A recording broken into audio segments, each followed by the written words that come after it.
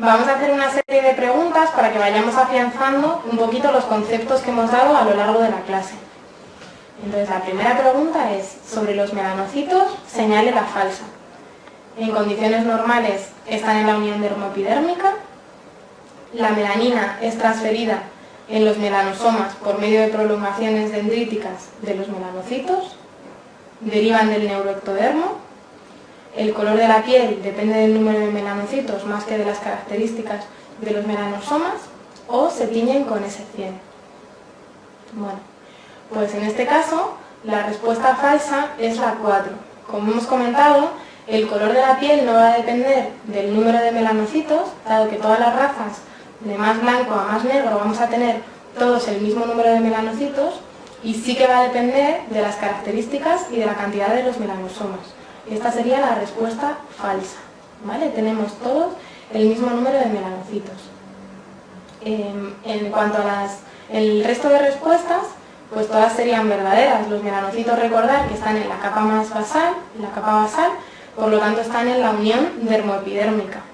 Por otra parte, una técnica inmunohistoquímica que la tiñe es la S100, pero bueno, que esto yo creo que para el MIR no es tan importante que lo recordéis. Y sí que recordar que los melanocitos van a derivar del neuroectodermo. En esta pregunta es importante que nos fijemos qué tipo de lesión me están describiendo. Bueno, pues me describen unas lesiones de muchos años de evolución, que están muy engrosadas, con escamas blanquecinas muy adheridas, muy difíciles de desprender. Entonces me tengo que fijar en esa lesión para saber contestar la pregunta. Me preguntan qué tratamiento voy a utilizar en esta paciente. Si tengo unas escamas muy secas, muy adheridas, ¿qué es lo que me va a interesar? Me va a interesar hidratar esa piel. ¿Y cómo hemos dicho que hidratamos mejor esa piel? Con un vehículo que tenga alto contenido en grasa. Entonces el vehículo indicado en esta patología sería la pomada. Entonces la respuesta 4 sería la verdadera. Esa pregunta os la pongo porque es muy importante que recordemos qué fármacos no las voy a dar nunca de manera tópica en dermatología. Y como todos habréis respondido bien, es la pregunta 1, que no voy a dar nunca ni el aciclovir ni los antihistamínicos vía tópica. ¿Por qué? Pues porque ni me van a mejorar la clínica que presenta el paciente, ni incluso me pueden dar eczemas de contacto sobre la zona que me los he aplicado. Es importante que recordéis las características de la leucoplasia oral vellosa. Aquí me preguntan qué característica no es propia de esta. Pues de las respuestas que habréis podido leer, mirad, en la respuesta 4 me dice, al raspado se desprende a diferencia de la candidiasis oral. Bueno, pues esta respuesta es justo al contrario.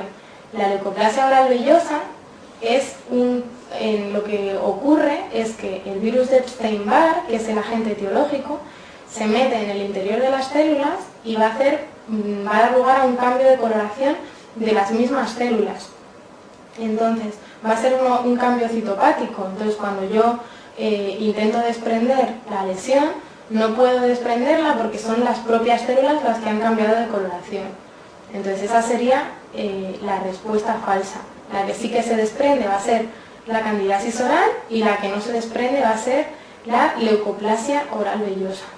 Además, recordar en el resto de las respuestas, recordar que está producida por el virus de Epstein-Barr, que no va a tener un tratamiento efectivo, que lo que voy a tener que hacer es que el paciente mejore la inmunidad con la triple terapia antirretroviral, que las zonas donde se presenta son las caras laterales de la lengua, mientras que la candidiasis oral aparece sobre toda la mucosa oral.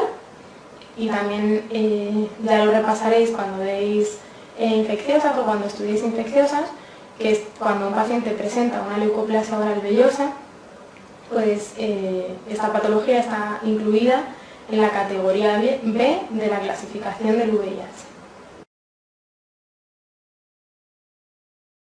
En esta pregunta, con respecto al virus de herpes simple, ¿cuál creéis que es la incorrecta? Bueno, pues en la respuesta 2 me dicen la primoinfección extragenital suele ser sintomática y en la mayoría de los casos en los primeros años de vida. Bueno, pues es importante que recordéis que la primoinfección genital es la que es sintomática. La primoinfección extragenital suele ser asintomática. Solamente en el 5% de los casos va a ser sintomática y en estos casos sí que va a ser un cuadro muy llamativo que se llama gingivostomatitis herpética, que aparece en los primeros años de vida, pero suele ser asintomática. Muchos de nosotros tenemos un herpes orofacial recidivante, me aparecen calenturas o llamarlo como queráis, en los labios o en la boca, un herpes facial recidivante, pero no hemos tenido una gingivostomatitis herpética. La primoinfección suele ser asintomática. Es importante que recordéis esto. El resto de las respuestas son verdaderas.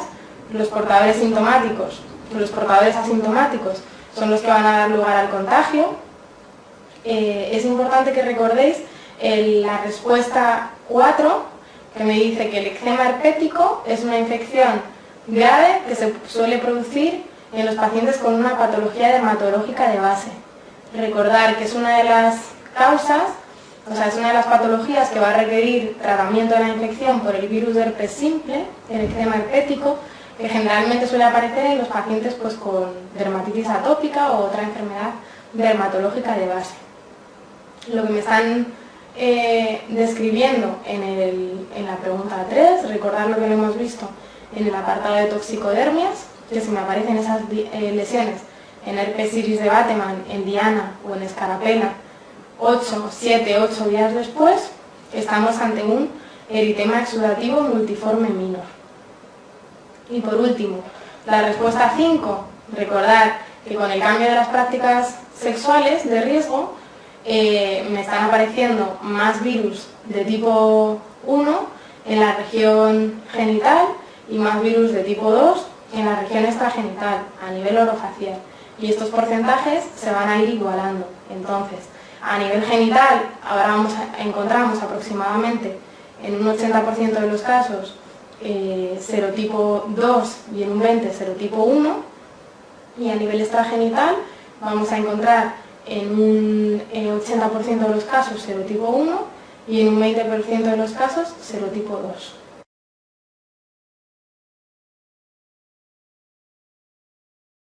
Esta pregunta, tenerla en la mente, acordaros de ella, acordaros del cuadro clínico, porque es muy típica. En un paciente que es pequeño, que tiene 4 años, que empieza con fiebre, con dolor de garganta, con unas vesículas, que están distribuidas por toda la boca, pero sin afectar las amígdalas y la parte posterior, y además se acompaña de odinofagia y de adenopatías. Este es el cuadro típico, clásico, de una gingivostomatitis herpética. La correcta es la 5. En este caso estamos ante una paciente que presenta unas lesiones en los pliegues proximales de las uñas y además que a veces supuran y en varios dedos. Entonces, ante una lesión que está localizada a nivel ungueal, tenemos que hacer el diagnóstico diferencial entre las micosis por tiña, o sea, una tiña ungueal y una paronychia candidiásica. Recordar que la paronychia candidiásica afectaba al borde proximal de las uñas y afectaba a la región periungueal, es decir, tenía perionixis. En cambio, las tiñas me afectaban a la parte distal de la uña. En este caso, subrayad bien que afecta a los pliegues proximales de las uñas y enrojecimiento alrededor de la uña, por lo tanto, estamos ante una paronychia candidiásica. La respuesta correcta es la 3. En cuanto a la hidrosadenitis supurativa, me preguntan cuál es la correcta. Pues recordar que la hidrosadenitis supurativa es una patología que me va a afectar a las glándulas apocrinas, no a las ecrinas, como me están comentando en la respuesta número 1. Además, la localización típica, recordad que van a ser las ingles y las axilas, no en el dorso del cuello y la espalda, como me dice la respuesta número 4. El agente causal, recordad que es el Staphylococcus aureus, el que me afecta a los anejos, tanto a los pelos y a las glándulas, va a ser el Staphylococcus aureus, no van a ser generalmente los anaerobios. Y la patología que afecta a varios folículos pilosebáceos va a ser el anthrax, no va a ser la hidrosalinitis supurativa. Lo que sí que es verdad es la respuesta 5, que es un cuadro de muy difícil manejo para el médico, porque es una patología que tiende a recidivar continuamente tras el tratamiento. Recordad que teníamos 3 líneas de tratamiento, por una parte ciclos largos de antibióticos, por otra parte teníamos la posibilidad de tratar al paciente con retinoides orales y la última posibilidad era realizar una intervención quirúrgica sobre los tejidos afectados. Aún así, después de la intervención quirúrgica incluso, en muchos pacientes recidiva. Ante la paciente que me describen en este caso clínico, tenemos que subrayar varias cosas. Me aparecen unas máculas, unas pápulas de color eritematoso en el tronco. Y además me dicen que ha habido una lesión más grande que ha precedido a todas las demás. Y encima me dicen que hay una descamación fina en la periferia. Entonces este cuadro, con esa lesión mayor, recordad que esa lesión se llama medallón heráldico y es típica de la pitiriasis rosada. Por lo tanto, la respuesta correcta sería la 4.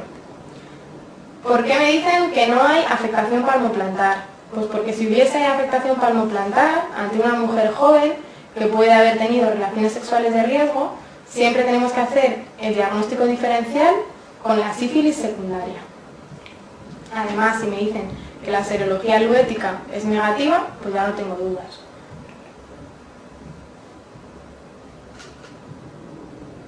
Ante un joven que presenta de repente, de manera brusca, una fiebre, un dolor articular, es decir, clínica sistémica, que además, como podemos leer en la pregunta, se asocia a alteraciones analíticas como es la leucocitosis, y la clínica cutánea consiste en un cuadro muy polimorfo, en el que aparecen pápulas, pústulas, nódulos y costras, tenemos que pensar en una patología típica, polimorfa, de la edad juvenil. ¿Ante cuál pensamos? Muy bien, estamos pensando bien ante el acné. Entonces, este cuadro que asocia una clínica cutánea severa, como es la aparición de pápulas, pústulas, nódulos, úlceras y costras, y además clínica sistémica asociada, tenemos que pensar en el acné fulminans, que es la respuesta 4. Si no se asociase la clínica sistémica ni las alteraciones analíticas, podríamos estar ante un acné conglobata. Pero cuando se asocia clínica sistémica, recordar acné fulminans.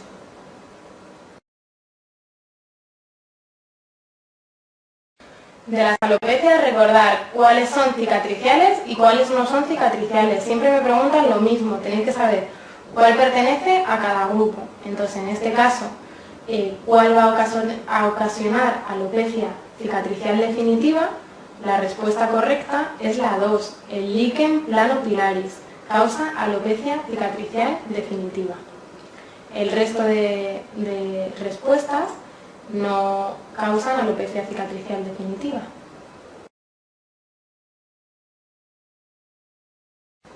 Ante una paciente que es una paciente joven, que además me dicen que consume anticonceptivos orales y además comienza con una clínica sistémica y con unas lesiones nodulares en la cara anterior de ambas piernas, lo primero que tenemos que hacer es diagnosticar la patología. Recordar, estamos ante una lesión elemental que es un nódulo, tenemos que pensar en una paniculitis. Y además, si está situada en la cara anterior de las piernas y es doloroso, tenemos que pensar en un eritema nodoso. Pero el eritema nodoso no se diagnostica solo con la clínica, siempre tenemos que hacer una confirmación anatomopatológica. Por eso, la respuesta correcta es la 1. Antes de poder ponerle tratamiento, tenemos que hacer la biopsia para confirmar qué tipo de paniculitis es. Entonces tendríamos que hacer una biopsia de una de las lesiones nodulares, a ser posible la más reciente, y por otra parte, como una de las causas son los fármacos anticonceptivos, le retiro los fármacos anticonceptivos. Otro tratamiento efectivo en el eritema nodoso es darle antiinflamatorios, AINES y reposo. El resto de las respuestas están incompletas. Me están diciendo reposo y esteroides, antiinflamatorios, etc. El resto de las respuestas están incorrectas y siempre, para cualquier pregunta de MIR, antes de ponerle tratamiento, primero tengo que estar seguro del diagnóstico. Y para las paniculitis es imprescindible la biopsia.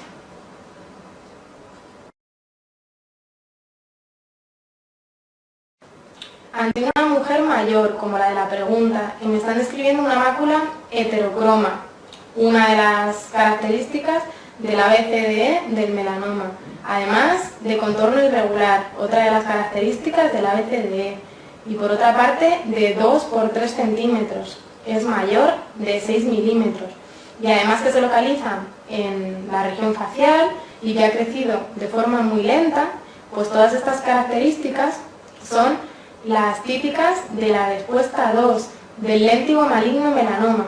Recordar que se da generalmente en mujeres ancianas, generalmente en la región facial y que experimenta una fase radial, una fase de crecimiento superficial muy larga, por eso es la de mejor pronóstico, que puede llegar incluso a durar décadas y que posteriormente se hace crecimiento vertical.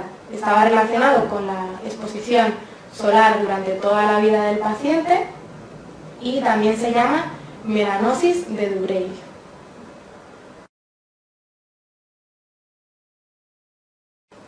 El algoritmo terapéutico del melanoma me lo tengo que saber entero. Entonces, esta pregunta del MIR del 2006-2007 me están hablando de un paciente joven que se le ha intervenido de un melanoma de extensión superficial. Entonces me hablan de un Breslow de 1,2. Ante un Breslow de 1,2, ¿qué tenía que hacer? Si tengo un Breslow mayor de 1 milímetro, tenía que hacer dos cosas. Por una parte, márgenes de 2 centímetros y por otra parte, la biopsia selectiva del ganglio centinela. En la pregunta que me están describiendo, me dicen que tiene ya un margen peritumoral de 2 centímetros. Por lo tanto, la primera cosa que tengo que hacer ya está hecha. Tengo que hacer simplemente la segunda, la biopsia selectiva del ganglio centinela. Entonces, la respuesta 2 sería la correcta. Bien, una vez que le he hecho el ganglio centinela, lo envío también al patólogo, y entonces en el caso de que este ganglio centinela sea positivo, recordar que tengo que hacer la linfadenectomía completa y tratarle con interferón. Pero en el caso de que este ganglio sea negativo, pues simplemente el paciente requeriría seguimiento rutinario pues cada 6 meses o cada 3 meses, un poco dependiendo.